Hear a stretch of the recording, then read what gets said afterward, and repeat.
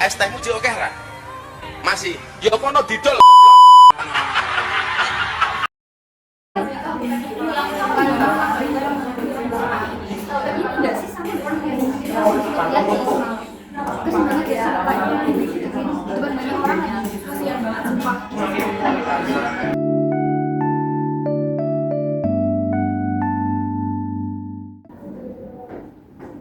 Assalamualaikum warahmatullahi wabarakatuh. Waalaikumsalam warahmatullahi wabarakatuh. Kita panjatkan puji kehadiran Tuhan Yang Maha Esa atas berkat dan rahmat-Nya kita dapat hadir dalam kesempatan hari ini. Tak kenal maka tak sayang. Maka izinkan saya perkenalkan diri dahulu. Saya Fadila Malabat selaku Master of Ceremony pada simposium hari ini. Berikut adalah susunan acara simposium. Yang pertama adalah pembukaan dan doa. Yang kedua pemaparan materi, ketiga adalah sesi tanya jawab, dan keempat adalah penutupan. Tanpa berlama-lama lagi, marilah kita memulai acara pada hari ini dengan melakukan berdoa bersama menurut kepercayaan masing-masing. Berdoa diperkenankan. Berdoa. Baik, selanjutnya memasuki acara inti yaitu pemaparan materi. Materi hari ini akan dipresentasikan oleh Adeska Piliana Cipta, Stefan Dagani Ruslindi Gerista, Adinda Cerita Kusmawati, dan Tarisha Zahra dengan mengangkat tema membangun kesadaran etika politik melalui Pancasila. Kepada para presentator, tempat dan waktu saya persilahkan.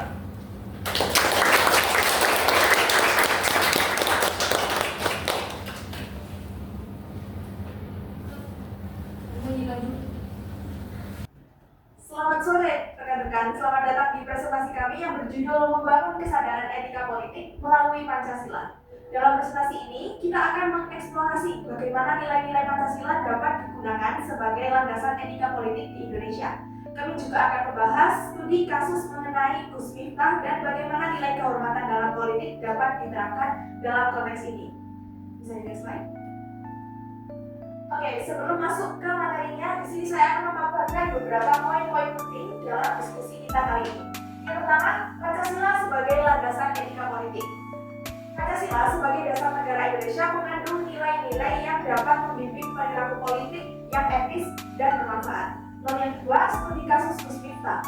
Analisis perilaku Gus Miftah dalam konteks etika politik dan bagaimana nilai-nilai Pancasila dapat diterapkan untuk mengatasi tindakan tersebut. Lalu yang ketiga, ada nilai kehormatan dalam politik, yakni pentingnya menjaga kehormatan dan integritas dalam politik serta bagaimana Pancasila dapat menjadi panduan dalam hal ini. Lalu saya akan melanjutkan dengan menjelaskan definisi etika politik. Etika politik adalah etika yang berkaitan dengan prinsip-prinsip moral dan norma-norma yang mengatur perilaku individu dan institusi dalam kehidupan politik.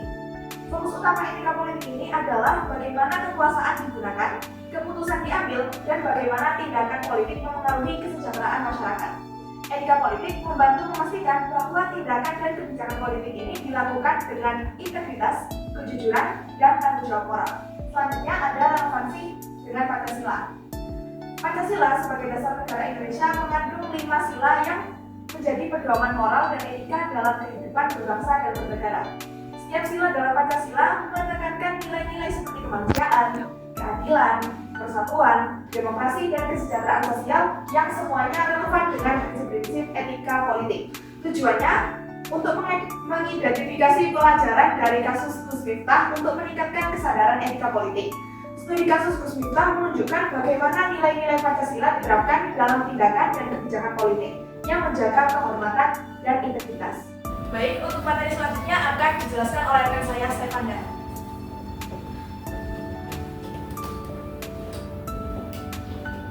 Oke semuanya, dalam slide tersebut saya akan menjelaskan contoh-contoh etika politik dalam konteks Pancasila. Mari kita mulai dengan sila yang pertama, ketuhanan yang Maha Esa. Akhlak yang bisa kita contohkan mencakupi kedua tentu tersebut. Pertama, menjalankan lagi dengan nilai moral dan sebagai kualitas. Yang kedua, menghindari ujaran kebencian, menjaga tutur kata, dan mengedepankan rasa hormat sesuai ajaran agama.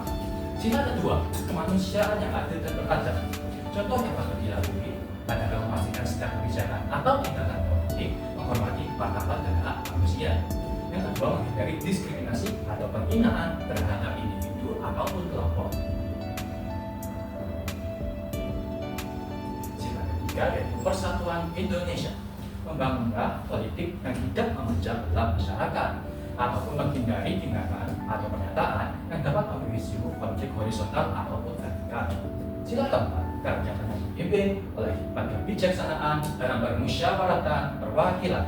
Akan itu dipadukan adalah mengutamakan musyawarah untuk mufakat dan perwakilan keputusan politik.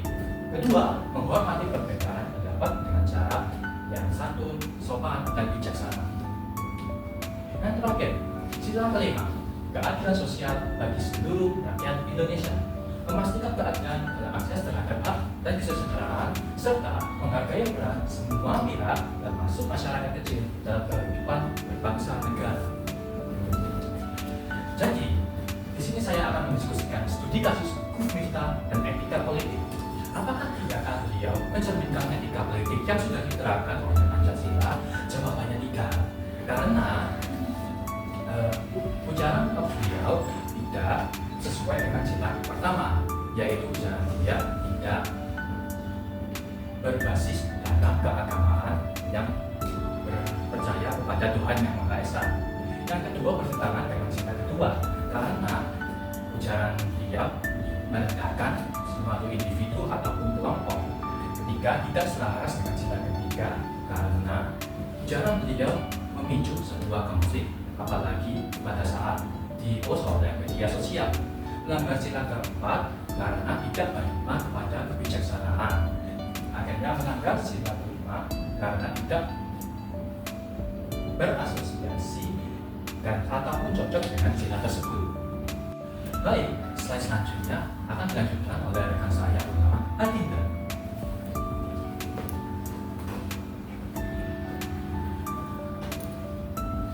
Untuk selanjutnya ada masalah dalam etika politik yang tercermin dalam kasus ini. Terdapat 3 ya rekan-rekan. Jadi yang pertama ada pelecehan verbal dalam politik. Ya, ini beliau dikecam setelah menggunakan kata-kata kasar kepada pedagang es teh, yang dimana tindakan ini dianggap menciderai nilai-nilai moral dan etika dalam komunikasi kepada publik. Untuk yang kedua ada kurangnya empati dalam kepemimpinan, di mana pernyataan ini menghina, menunjukkan kurangnya kontrol diri yang merusak hubungan masyarakat dan mengurangi kepercayaan terhadap tokoh tersebut. Yang ketiga ada polarisasi sosial, di mana kasus ini memperlihatkan bagaimana ucapan tokoh publik dapat memperburuk polarisasi sosial, terutama di masyarakat dengan sensitivitas terhadap isu ekonomi dan kelas. Next slide. Dalam slide ini menjelaskan tentang membangun kesadaran etika politik melalui Pancasila. Yang pertama ada pendidikan etika politik, yang kedua ada teladan dari pemimpin, yang ketiga ada penguatan peran masyarakat. Saya akan menjelaskan. Yang pertama, dalam konteks kasus ini beliau, pendidikan ini penting untuk mencegah polarisasi akibat persepsi politik tertentu yang seringkali tidak sesuai dengan prinsip demokrasi berbasis Pancasila. Yang kedua, pemimpin perlu memberikan contoh nyata dalam mempraktikkan nilai-nilai Pancasila seperti adil dan bijaksana dalam menghadapi kritik publik atau isu politik. Yang ketiga, penguatan peran masyarakat, di mana masyarakat ini berperan sebagai pengawas dan penggerakkan moral dalam kehidupan berpolitik.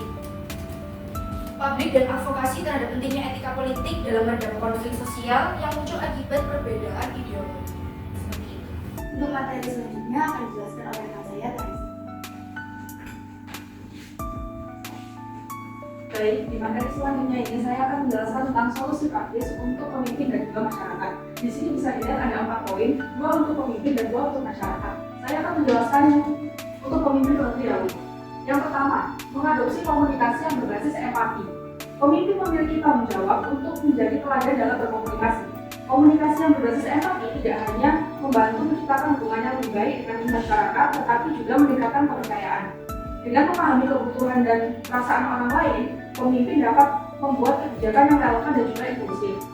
Nilai-nilai Pancasila seperti kemanusiaan yang adil dan beradab seperti di sila kedua, menekankan pentingnya toleransi dan juga empati. Sikap ini dibutuhkan untuk menjaga harmoni di tengah keberagaman budaya, agama, dan etnis yang ada di Indonesia. Dalam situasi sosial yang kompleks, komunikasi didasari empati dapat Dalam situasi sosial yang kompleks, komunikasi yang didasari empati dapat memperkuat hubungan sosial dan mencegah konflik antar kelompok. Yang kedua, ada menghindari ujaran yang merendahkan kelompok tertentu. Sebagai figur publik, pemimpin harus bijaksana dalam memilih kata-katanya. Menghindari ujaran yang diskriminatif atau merendahkan dapat menjaga polarisasi sosial dan menciptakan suasana yang lebih harmonis di tengah masyarakat yang beragam. Menghindari ujaran yang merendahkan kelompok tentu selaras dengan Pancasila, khususnya Pancasila kedua, yaitu kemanusiaan yang adil dan beradab, dan sila ketiga yaitu persatuan Indonesia.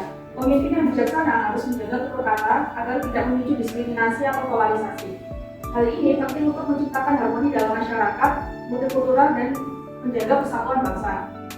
Selanjutnya ada solusi praktis untuk masyarakat. Yang pertama, membangun budaya dialog yang konstruktif. Masyarakat perlu belajar mendengarkan dengan terbuka dan menghargai perbedaan pendapat.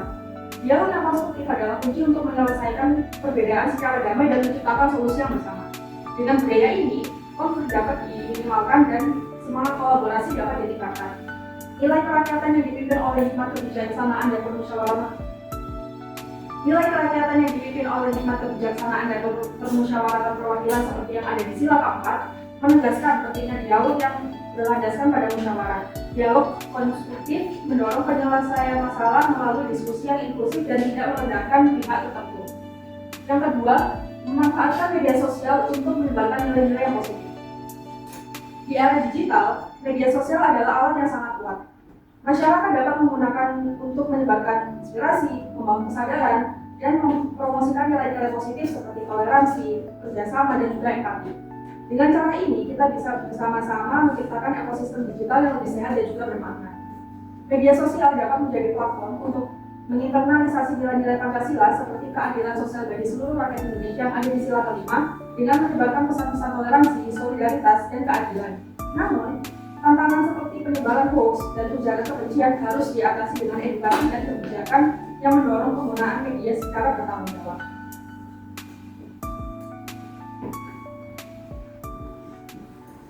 Oke, terima kasih buat para presentator. Nah, wah hebat banget ya. Ini materinya tuh sangat fresh sekali. Kelihatan banget kalian antusias baru kalau masuk materi ya. Oke, jadi tadi saya juga ini kan. Jadi saya ngasih catatan nih apa summary dari semua materi itu tadi. Nah, saya bacakan dulu ya. Jadi summary-nya adalah ciri khas tersebut merupakan contoh dari lemahnya penerapan kepancasilaan dalam beretika politik. Dari kasus ini kita dapat merefleksikan bahwa kita tuh perlu adanya penguatan moral kepancasilaan dalam kehidupan berbangsa. Wah, tepuk tangannya dong. Oke, selanjutnya kita masuk pada sesi tanya jawab. Dan untuk itu, marilah kita mempersilahkan para presentator ke depan.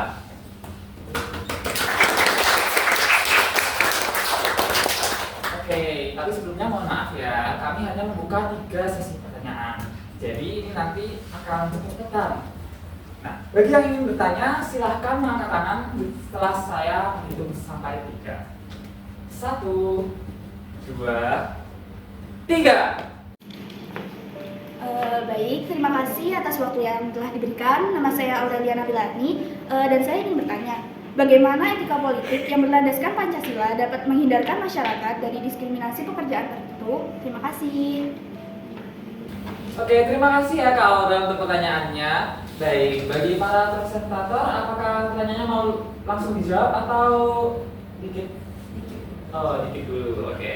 Baik Kak Aurel, pertanyaannya kami keep dulu ya. Oke, berarti kita masih ada 2 pertanyaan lagi. Ini juga cepet-cepetan ya. Dan hitungan ketiga. 1, 2, 3. Oke, aku pengen dari kakak yang berbatik pink, silahkan. Baik, terima kasih. Hingga perkenalkan, nama saya Rahima. Di sini saya akan menanyakan bagaimana analisis ini mempengaruhi persepsi publik terhadap Gus Miftah. Apakah publik dapat dengan mudah memahami hubungan antara tindakannya dan nilai Pancasila? Terima kasih. Oke, terima kasih juga. Oke, terima kasih untuk pertanyaannya. Nah, kami keep dulu ya. Kita langsung menuju ke pertanyaan terakhir nih. Ayo guys, ini benar-benar terakhir nih. Dan hitungan ketiga. 1, 2, 3. Oke, aku mau dari kakak yang berbatik hitam dan kerudung putih, silahkan. Baik, terima kasih atas kesempatannya. Perkenalkan, nama saya Indah Aulia Salsabila. Pertanyaan saya, menurut tim presentator, apakah permintaan maaf yang tulus cukup untuk memperbaiki dampak negatif dari tindakan yang dilakukan oleh Gus Miftah? Dan jika tidak, langkah apa saja yang sebaiknya dilakukan untuk mengembalikan kepercayaan masyarakat sekaligus menjaga nilai-nilai Pancasila di dalamnya? Terima kasih. Oke, terima kasih Kak Salsabila.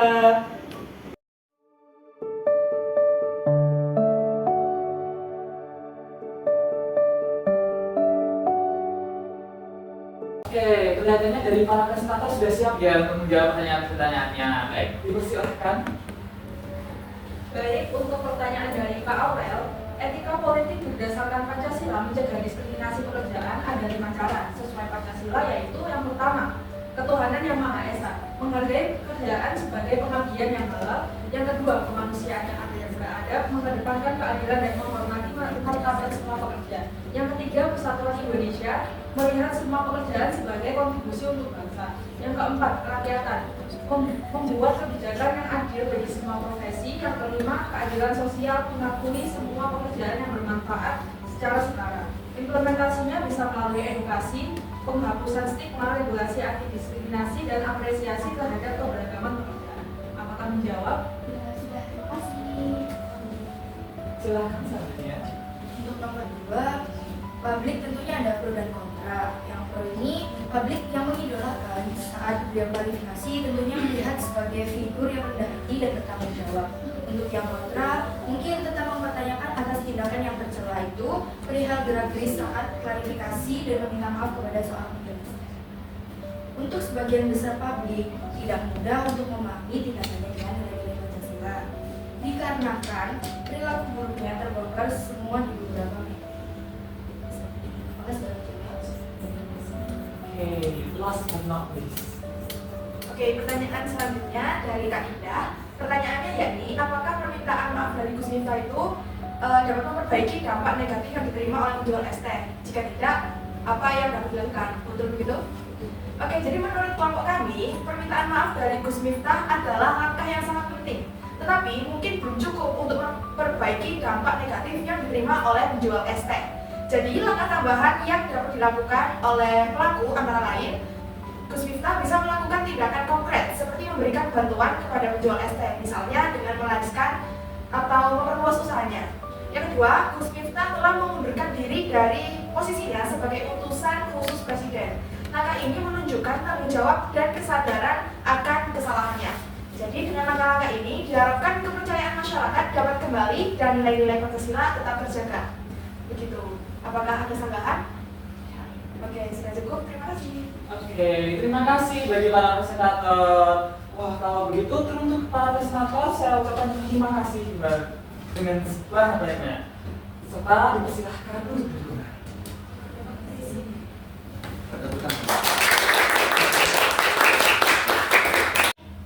Baik, akhirnya telah sampailah kita pada penghujung acara. Saya ucapkan terima kasih sebesar-besarnya untuk para peserta yang sudah hadir dan kepada semua yang membantu keberlangsungan acara pada hari ini. Semoga apa yang telah kita pelajari bermanfaat. Saya Fadul Ahmad minta maaf sebesar-besarnya bila ada salah kata maupun perbuatan. Wassalamualaikum warahmatullahi wabarakatuh. Waalaikumsalam warahmatullahi wabarakatuh.